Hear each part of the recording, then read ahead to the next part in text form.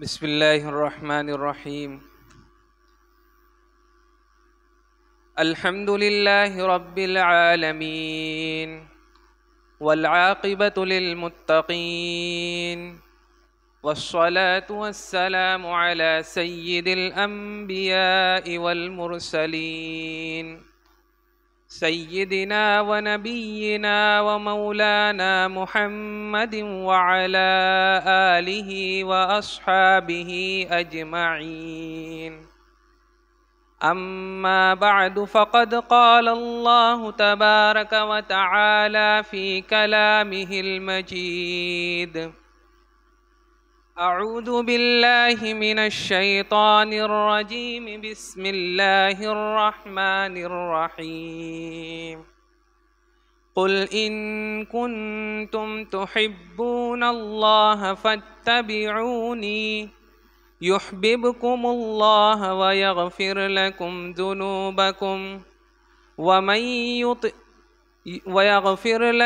ذنوبكم والله غفور رحيم. صدق الله العظيم. وعن أبي هريرة رضي الله تعالى عنه قال: قال النبي صلى الله عليه وسلم: كل أمتي يدخلون الجنة إلا من أبى. قيل: ومن أبى؟ قال: من أطاعني دخل الجنة ومن عصاني فقد أبى، أو كما قال رسول الله صلی اللہ علیہ وسلم. قابل قدر صدر محترم، معزز علماء کرام، محترم بزرگوں اور عزیز بھائیوں،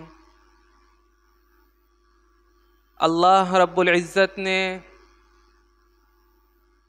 اس کائنات میں لوگوں کی ہدایت کے لیے انبیاء کرام علیہم الصلاۃ والسلام کے سلسلے کو جاری فرمایا، جو اس دنیا کے اندر آ کر لوگوں کو اللہ کی طرف بلاتے اور گناہوں سے روکتے، ظلم و بربریت سے انسانوں کو روکتے اور اللہ کی طرف بلاتے، اللہ کے دین کی طرف بلاتے. اور اسی سلسلے کی آخری کڑی حضرت نبی اکرم صلی اللہ علیہ وسلم ہیں کہ آپ علیہ الصلاۃ والسلام کو اللہ تبارک و تعالیٰ نے اس دنیا کے اندر خاتم النبیین بنا کر بھیجا. اب نبی علیہ الصلاۃ والسلام کے اس دنیا کے اندر آنے کے بعد قیامت تک آپ کی شریعت اور آپ کا طریقہ اس دنیا کے اندر چلتا رہے گا، اور جو شخص بھی ہدایت کا متمنی ہوگا اور دنیا اور آخرت کی کامیابی کا متمنی ہوگا، اس کے لیے نبی اکرم صلی اللہ علیہ وسلم کی زندگی کے مطابق اپنی زندگی کے بنانے کے سوا کوئی چارہ نہ ہوگا. گویا یہ کہ نبی اکرم صلی اللہ علیہ وسلم کی ذات پوری انسانیت کے لیے ہدایت ہے، ہدایت کا ذریعہ ہے. اللہ تبارک و تعالیٰ نے قرآن پاک کے اندر اپنے نبی کا ذکر فرمایا اور یہ فرمایا کہ اللہ کے نبی صلی اللہ علیہ وسلم اس دنیا کے اندر جتنے لوگ ہیں ان کے لیے آپ علیہ الصلاۃ والسلام کی زندگی نمونہ ہے، اور آپ کی زندگی بہترین نمونہ ہے. جو شخص بھی آپ کی زندگی پر عمل کرے گا دنیا اور آخرت کی کامیابی سے ہمکنار ہوگا، اور جو شخص آپ علیہ الصلاۃ والسلام کی تعلیمات سے انحراف کرے گا تو دنیا کے اندر بھی وہ نقصان اٹھائے گا اور آخرت کے اندر بھی نقصان اٹھائے گا، اور اللہ تبارک و تعالیٰ اس کو آخرت کے اندر قبول نہیں فرمائیں گے. تو نبی علیہ الصلاۃ والسلام کی تعلیمات وہ تعلیمات ہیں جن پر عمل کر کے انسان کامیاب ہو سکتا ہے. خطبے کے اندر میں نے جو قرآن پاک کی آیت پڑھی تھی، اس میں اللہ تبارک و تعالیٰ نے ارشاد فرمایا کہ اے نبی جی، آپ لوگوں سے کہہ دیجئے کہ اگر تم یہ چاہتے ہو کہ اللہ تبارک و تعالیٰ بھی تم سے محبت کرے، تم یہ چاہتے ہو کہ تم اللہ سے محبت کرو، تو فاتبعونی، میری اتباع کرو، یحببکم اللہ، اللہ تبارک و تعالیٰ تم سے محبت کرنے لگے گا اور تمہارے گناہوں کو معاف کر دے گا۔ اللہ تبارک و تعالیٰ رحم کرنے والا، معاف کرنے والا ہے۔ اس آیت کے اندر اللہ تبارک و تعالیٰ نے انسانیت کے لیے یہ ایک پیغام دیا ہے نبی کے ذریعے سے کہ اگر کوئی انسان اللہ سے محبت کرنا چاہتا ہے اور یہ دعویٰ کرتا ہے کہ مجھے اللہ سے محبت ہے، تو اس کی تکمیل کچھ یوں ہوگی کہ وہ اپنے نبی کے طریقے کو اپنے زندگی کے اندر اپنانے کی کوشش کرے۔ جب تک اپنے نبی کے طریقوں کو وہ اختیار نہیں کرے گا، وہ دعوے کے اندر پورا نہیں ہوگا۔ جب نبی کے طریقے کو اختیار کرے گا تو اس پر فائدہ کیا ہوگا کہ اللہ تبارک و تعالیٰ اس سے محبت کرنے لگ جائیں گے اور اس کی گناہوں کو معاف فرما دیں گے، اور اللہ تبارک و تعالیٰ بندوں کی گناہوں کو معاف کرنے والا، رحم کرنے والا ہے۔ احادیث مبارکہ کے اندر بھی اللہ کے رسول صلی اللہ علیہ وسلم نے اپنی اطاعت کے اوپر مختلف بشارتیں سنائی ہیں کہ نبی علیہ الصلاۃ والسلام کی سنت کے مطابق اگر کوئی عمل کرے اور لوگوں کو بھی حکم دے عمل کرنے کا تو اس کے لیے کیا بشارتیں ہیں، اور اگر کوئی شخص نبی صلی اللہ علیہ وسلم کی سنت کو چھوڑ دے اور اس پر عمل بالکل نہ کرے تو اس پر کیا وعید ہے۔ احادیث کے اندر ہم یہ بات ملتی ہے کہ احادیث کے اندر اس کے چھوڑنے پر وعید بیان کی گئی اور کرنے والوں کو بشارتیں سنائی گئیں۔ چنانچہ ایک حدیث میں اللہ کے نبی صلی اللہ علیہ وسلم نے ارشاد فرمایا، من احیا سنتا من سنتی، جو شخص میری کسی سنت کو زندہ کرے گا، اللہ تبارک و تعالی اور وہ لوگوں کو اس بات کا حکم دے گا کہ وہ سنت پر عمل کریں۔ لوگوں کے درمیان وہ سنت کو زندہ کیا اس نے، اور لوگ کسی شخص نے اس سنت پر عمل کیا تو اس سنت کے عمل کرنے والے کو جتنا ثواب ملے گا، اللہ تبارک و تعالیٰ اس شخص کو جس نے اس سنت کو زندہ کیا اتنا ثواب اس کو عطا فرمائیں گے۔ تو یہ بشارت ہے اللہ کے نبی صلی اللہ علیہ وسلم کی کہ کسی شخص نے کسی ایسی سنت کو زندہ کیا جو معاشرے سے ختم ہو چکی ہے، معاشرے میں جدھر بھی نظر اٹھائیں لوگ کوئی شخص بھی اس پر عمل نہیں کرتا۔ جب کوئی شخص ایسی سنت کو معاشرے کے اندر زندہ کرتا ہے اور اس کے زندہ کرنے کی وجہ سے کوئی شخص عمل کرے تو اس شخص کے عمل کرنے پر اللہ تبارک و تعالیٰ جتنا ثواب اس کے عمل کرنے پر اس کو عطا فرماتے ہیں، اس شخص کو بھی اتنا ہی ثواب عطا کیا جاتا ہے اور اس کے ثواب میں سے کوئی کمی نہیں کی جاتی ہے۔ اسی کے برعکس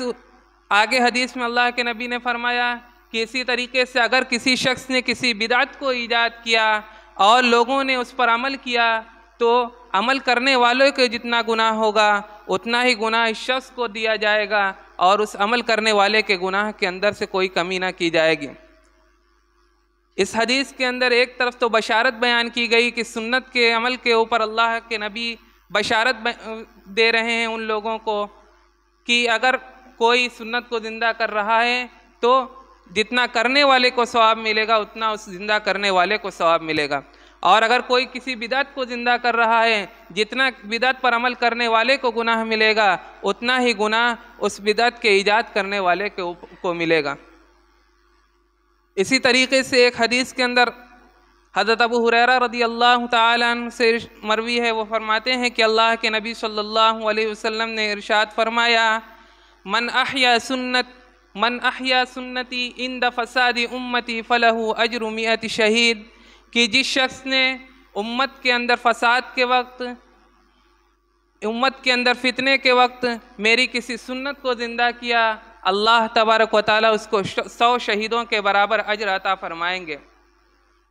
یعنی کسی شخص نے جب معاشرے کے اندر سے سنت کو چھوڑ لوگوں کا عام معمول بن جائے کہ سنت کو چھوڑ کر زندگی گزارنے والے ہو جائیں، اس زمانے کے اندر انسان اگر کسی سنت پر عمل کرے، اس کو زندہ کرے تو اللہ تبارک و تعالیٰ اس کو 100 شہیدوں کے برابر اجر عطا فرماتے ہیں۔ ایک شہید ہے جو اللہ کی راہ میں جہاد کر رہا ہے، اللہ کے کلمے کو بلند کرنے کے لیے جہاد کر رہا ہے اور اس کے اللہ کے راستے میں شہید ہو رہا ہے۔ اللہ تبارک و تعالیٰ نے اور نبی علیہ السلام نے اس کی بشارتیں اور اس کی عظمت بیان کی ہے کہ شہید کی موت سب سے بہترین موت ہے۔ لیکن اگر کوئی ایسے زمانے کے اندر زندگی گزار رہا ہے جس زمانے کے اندر سنتوں کا ترک کرنا عام معمول لوگوں کا بن جائے، اور اس زمانے کے اندر کوئی شخص چھوٹی ہوئی سنت کو زندہ کرے، اللہ کے نبی صلی اللہ علیہ وسلم نے ارشاد فرمایا کہ وہ اس کو اتنا ثواب دیا جائے گا کہ گویا اس نے 100 مرتبہ اللہ کی راہ میں جہاد کیا اور 100 مرتبہ اللہ کے راستے میں شہید ہو گیا۔ یہ اتنی بڑی فضیلت ہے، اس لیے ہمیں اس فضیلت کو اپنے سامنے رکھنا ہے کہ اللہ کے نبی صلی اللہ علیہ وسلم نے اس فضیلت کو بیان فرمایا، یہ ہمارے لیے بیان فرمایا تاکہ ہم جب اس فضیلت کو سنیں تو ہمارے اندر شوق ہو، ہمارے اندر عمل کا جذبہ پیدا ہو اور ہم عمل کرنے والے ہو جائیں، اور سنت جو معاشرے کے اندر لوگ چھوڑ رہے ہیں اس سنتوں کو، ان چھوٹی چھوٹی سنتوں کو پر عمل کرنے والے بن جائیں۔ یوں تو اگر ہم دیکھیں تو کوئی سنت چھوٹی نہیں ہے، عرف کے اعتبار سے چھوٹی بول دیا جاتا ہے، لیکن عظمت اور احترام میں کوئی بھی سنت چھوٹی نہیں ہے۔ ہر سنت کا ایک اپنا مقام ہے اور مرتبہ ہے، اللہ کے نبی اور اللہ کے نظر میں اس کا ایک مرتبہ ہے، اس کے کرنے والے کا مرتبہ ہے۔ لیکن کچھ سنتیں ایسی ہیں جو ہماری روزمرہ کی زندگی کے اندر ہم اپنی زندگی گزارتے ہیں، اس میں ہمارے لیے کتنی ضروری ہیں کہ ہم صبح اٹھتے ہیں اور رات کو سوتے ہیں،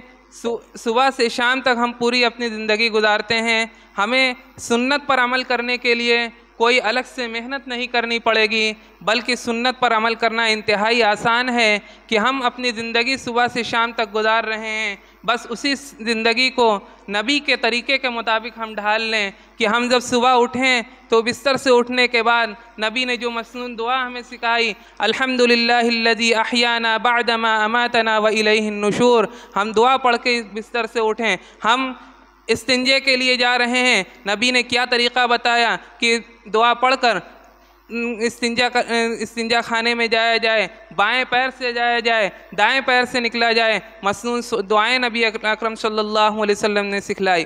ہم پانی پی رہے ہیں، پانی پینا ایک فطری چیز ہے، ہر انسان پانی پیتا ہے، چاہے وہ مسلمان ہو کافر ہو، لیکن مسلمان کا شیوا یہ ہے کہ وہ سنت کے مطابق کام کرتا ہے۔ پانی پینے کے اندر نبی علیہ السلام نے ہمیں کیا سنتیں بتلائی کہ ہم جب پانی پینے کا ارادہ کریں تو بیٹھ کر پانی پئیں، دائیں ہاتھ سے پانی پئیں، بسم اللہ کر کے پانی پئیں، 3 سانس میں پانی پئیں۔ اس طریقے سے نبی علیہ السلام نے سنتوں کو بتلایا۔ کیوں؟ اس لیے کہ ہم اس پر عمل کرنے والے ہو جائیں۔ ہم مسجد کے اندر داخل ہوتے ہیں، مسجد کے اندر داخل ہونے کی کیا دعا ہے؟ اللہم افتح لی ابواب رحمتک، ہم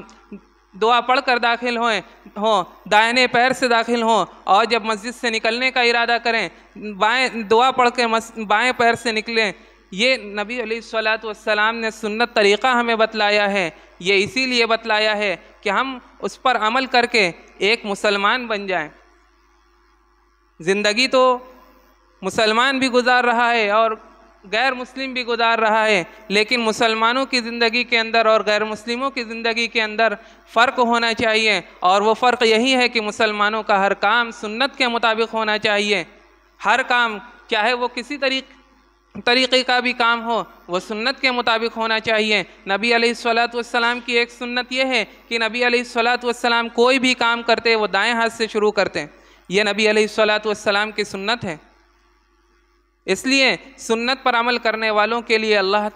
سنت پر عمل کرنا یہ ایک مسلمان کا شیوا ہے، اور اس پر عمل کرنے والوں کے لیے اللہ کے نبی صلی اللہ علیہ وسلم نے مختلف بشارتیں ارشاد فرمائی ہیں، اور یہ بھی فرمایا ہے کہ جو شخص سنت پر عمل کرتا ہے تو وہ گمراہ نہیں ہو سکتا۔ ایک حدیث میں اللہ کے نبی صلی اللہ علیہ وسلم نے ارشاد فرمایا کہ ترکت فیکم امرین لن تضلوا ما تمسکتم بہما کتاب اللہ و سنت رسولہ، اے لوگوں میں تمہارے درمیان دو ایسی چیز چھوڑ کر جا رہا ہوں، جب تک تم اس پر عمل کرو گے تم گمراہ نہیں ہو سکو گے۔ پہلی چیز کیا فرمائی؟ کتاب اللہ، اللہ کا قرآن جو اللہ تبارک و تعالیٰ نے جس کو میرے اوپر نازل فرمایا، میں تمہارے درمیان چھوڑ کر جا رہا ہوں۔ جب تک تم اس کے مطابق اپنی زندگی کو گزارتے رہو گے، اس کے احکامات کے مطابق اپنی زندگی کو گزارتے رہو گے، تب تک تم گمراہ نہیں ہو سکو گے۔